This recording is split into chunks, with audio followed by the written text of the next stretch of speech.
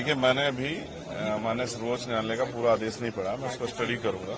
और मेरे आज भी याद है कि मैं लगातार लाइब्रेरी जाता हूं, कॉन्स्टिट्यूशनल असेंबली की जो डिबेट्स हैं, जब ये रिजर्वेशन पैटर्न आया उसको स्टडी करने के लिए आज भी मुझे उस पर जाना पड़ेगा।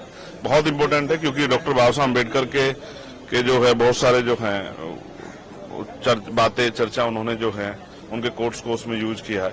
लेकिन बड़ी बात यह है कि एक पॉलिसी हमने अंग्रेजों के समय से सुनी थी, डिवाइड एंड रूल। मुझे ऐसा लगता है कि ये जो एकजुटता शेड्यूल कास्ट शेड्यूल ट्राइब के लोगों में हो रही है, उसको तोड़ने के लिए डिवाइड एंड रूल की पॉलिसी को इख्तियार किया जा रहा है। अभी मुझे इसमें यह भी जानकारी करनी है कि माननीय सर्वोच्च न्यायालय में जिन जजों ने ये ऑर्डर किया है उसमें से SC/ST के कितने, ये बहुत इंपॉर्टेंट है। अगर आप वर्गीकरण करना ही चाहते हैं तो मैं चाहता हूं कि सर्वोच्च न्यायालय से इसकी शुरुआत होनी चाहिए।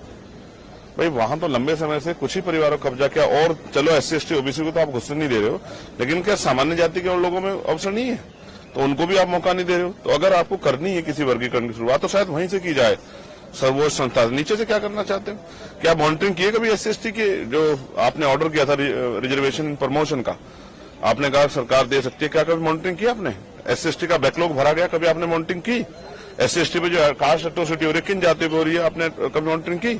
क्या आपको जानकारी है कि क्या आंकड़े हैं SC/ST को जो रिजर्वेशन मिल रहा है नहीं मिल रहा है? उनकी आर्थिक स्थिति के क्या आंकड़े आपके पास? बंद कमरे में बैठ के कुछ भी फैसला ले लिया जाएगा। और मुझे फिर कॉन्स्टिट्यूशन के साथ खड़ा होना पड़ेगा। आर्टिकल 341 क्या कहता है? क्या ये आर्टिकल 341 का वायलेशन नहीं है? आपने इकोनॉमिक वीकर सेक्शन के आधार पर EWS के फैसले को जो है मान्यता दी थी, क्या वो एंटी कॉन्स्टिट्यूशनल नहीं था? तो बहुत सब चीजें। और फिर एक और जस्टिस हैं बेला द्विवेदी जी, उनके फैसले को भी उन्होंने असहमति जाहिर की, उसको भी स्टडी करना पड़ेगा। तो इसलिए कह रहा हूं बहुत बड़ा विषय है। अगर कोई हमें बांटने का प्रयास करेगा किसी गलत मंशा से, अगर वास्तविकता में नीचे जो लोग हैं उनको उठाना चाहते हो, तो जो जितना NFS करके संविदा, लेटरल एंट्री और तमाम तरह से ठेकेदारी करके जो SC/ST की नौकरियों खाया जा रहा है, उस पर क्यों नहीं आप स्टैंड लेते?